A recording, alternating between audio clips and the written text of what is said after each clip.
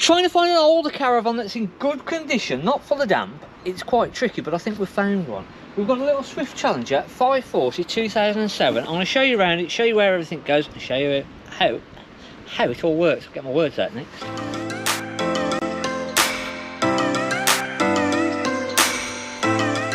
Right, so a little Swift Challenger. It's about 23 foot, very front to very back. It is 1500 kilograms maximum weight and 1274 kilograms as it stands here now, and it's fitted with a motor mover. Little locker on the side, which is like a little wet locker, and an external 230 volt socket. Barbecue point, get it open. So external barbecue point, which then runs off your gas bottles that are set up in the front, so they're all set up on there, and it's got the little quick hand connector that just screws into the bottle. Alco hitch, and we're on 2 7-pin electric, so we've not got the newer 13-pin, it is 2 7-pin. Water connection just on the side, so we plug our water pump into the side here.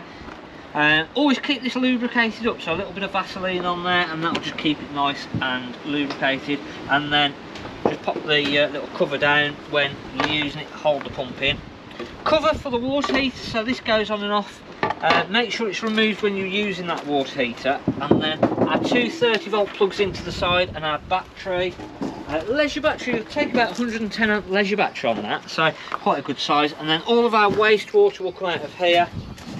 Cassette toilet, so our flush water at the top with pink chemical, and then the actual cassette is just at the bottom. Now, to empty the flush water in the winter, we've got a little bung on the side, so we pop that out, and that will empty all of our flush water through the winter. Let's have a look inside and see what it's like. Little box underneath the bed as well, so more storage underneath the bed. Can you jump up there? And cracking little fixed bed. So really nice, clean, tidy van. No smells, no damp. It's been well looked after. It's not been knocked around. So we've got the fixed bed. Combined shower and toilet just on the side there. So we've got the Thetford swivel cassette toilet. And then we've got our kitchen unit. And again, on our kitchen unit, we've still got our electric ring. So if you think that this has got external 230 volt, external barbecue point, you've still got your gas and electric heating, still got the electric ring on the hob. Now go 10 years forward from this, 2017, so a 2017 van, you're not getting a lot extra even if you went 10 years newer than this, to be fair. You're still not getting a lot more for your money. Again, cracking condition. You'd say that the upholstery and everything on the inside, to be fair, was from a lot newer van. It's been really well looked after, and that, I think, boils down to then how well it's been looked after, how well it's been serviced previously. So you've not necessarily got to go for the newer vans, but it is difficult to find these older vans that have been looked after and kept in good condition like this. Got all of our little lighting around with our spotlights, and then how do we put that one on? A little light just underneath there. Control panel above the door, so this is where we put our power on, our lights on, or our all-in light on, our water pump on and off, and we can have a look what power we've got on the battery. And then in the little wardrobe on this one is our sort of consumer unit sort of thing. So we've got all of our little trip switches, our normal little fuses, and then this is where we can put our battery charger on and off. We can select whether on car or caravan, and then we can put our space heater on electric and our water heater on electric. Now, you've always got to make sure on these and on any van that when the water heater, the electric side, is turned off until we've actually got the water through the system. So do never ever put that water heater on, the electric on, no matter what system it is, until you've got all the water through the system. Now, just underneath this seat in this one is our little drain valve for the water seat, for the water system. So before we try and get the water through, we need to make sure that that is flat, and then we start getting the water through by putting the pump on and drawing the water then through the system. So you've always got to just make sure that that is down before we start getting the water through. You can then put your water pump on open all your taps and start getting it through. Once we've got rid of all the coughing and spluttering, because it will cough and splutter for a good 5 minutes, once we've got a nice steady flow of water, we can then put that water heater on the electric that's in the wardrobe.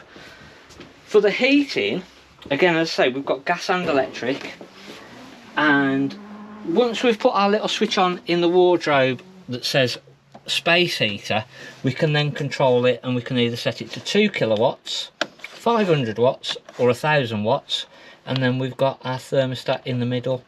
So we've got to have both the switch on in the wardrobe and this on to put our heating on, and you'll get that little green light. If that little green light's not on, it's because the switch in the wardrobe for space heater isn't in the on position.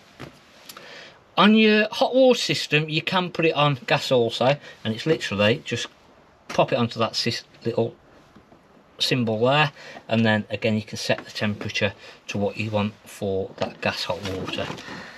If you want to use your fire on the gas, it's over on this right hand side with the dial from 0 all the way to 10. As we turn this, you'll hear a clicking. Press down, and it can take about 30-40 seconds, and then the clicking will stop, which is a little igniter trying to light the fire up.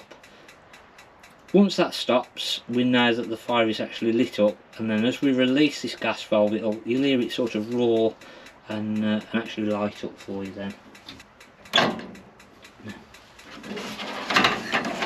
One thing just to note, schoolboy error, make sure you've actually turned the gas on before you try and put these on. You do that first. Can't get the staff.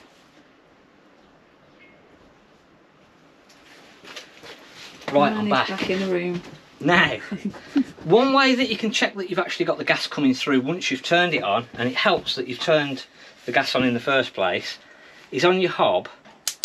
We can actually hear the gas coming through, and we can visibly see the gas.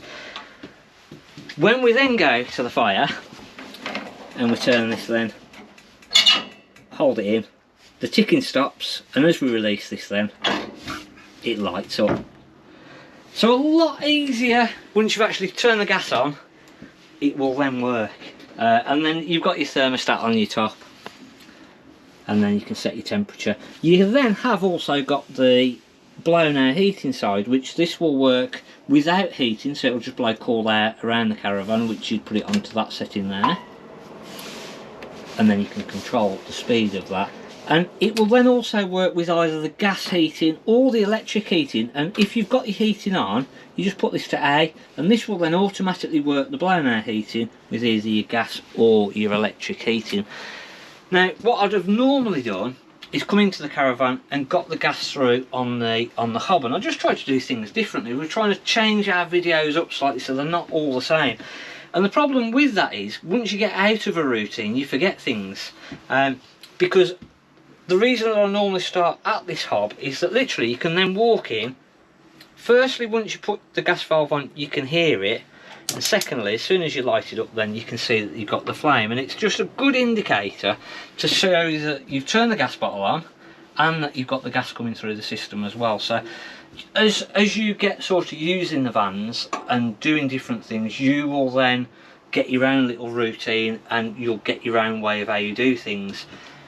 On the fridge, we've got an on and off button at the bottom, and then our selector on the left, and then this will do our temperature on the right hand side.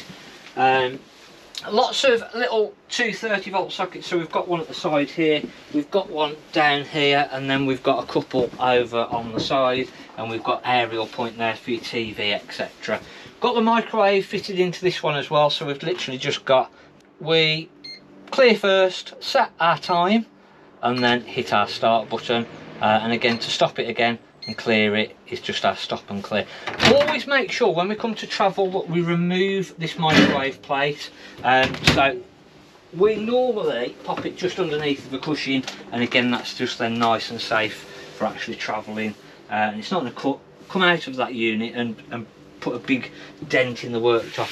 Again, for a 2008 you normally see, or 2007 sorry, you normally see lots of holes and big dents in this workshop. There's a couple of little tiny ones, but nothing major. And then at the back we've got our cassette toilet. So our flush water is the blue one, and then to actually open the flap up and let everything through is a little grey one on the bottom there.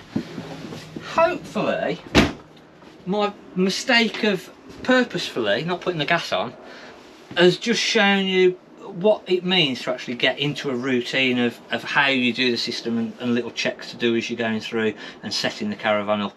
And that might just save you a bit of hassle of thinking, oh gosh, is this not working, isn't it working, is it working? Or if you've got your routine and you can go through things different way, it's a lot easier than having to then think, oh gosh, the fire stopped working, I'm going to strip it down and start having to figure out what it is, and all that you've done is not turn something on. So hopefully my mistake is a nice little lesson for you. Thanks, I'm Mark at the Caravan Place.